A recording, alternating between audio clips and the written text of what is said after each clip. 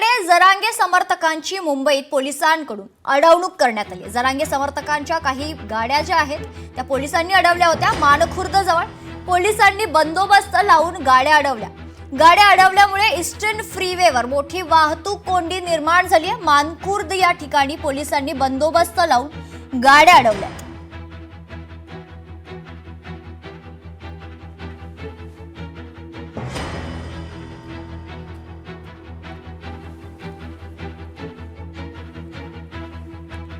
तर खरं तर पोलिसांच्या वतीनं आंदोलकांच्या गाड्या ज्या आहेत, वाहनं जी आहेत ती अडवण्यात आली आणि त्याच्यामुळे ईस्टर्न फ्रीवेवर मोठी वाहतूक कोंडी निर्माण झाली आहे। वाहनांच्या मोठ्या रांगा आपल्याला पाहायला मिळतात।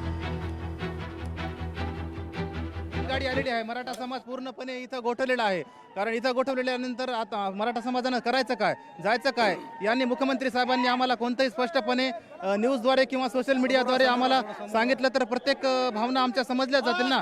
तिथं आमच्या भावना समजून घ्यायला कोणी नाही, तर मुख्यमंत्री साहेबांना आतापर्यंत काय करतायत, एवढं ट्रॅफिक जाम झालेली आहे।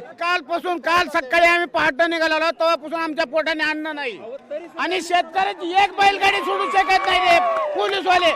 सरकारच्या इशाऱ्यावर नाचतंय, कारण सरकार जेवढं बोलतंय तेवढंच पोलीस करतंय, कारण हे कुठले आतंकवादी नाहीत। याआधी अनेक मोर्चे आलेले आहेत, त्या मोर्चाला कुठं अडवलेलं नाही। मग मराठ्यांच्या स्वातंत्र्यावर गदा का? लोकशाही मराठी ऐका, पहा, जागरूक रहा।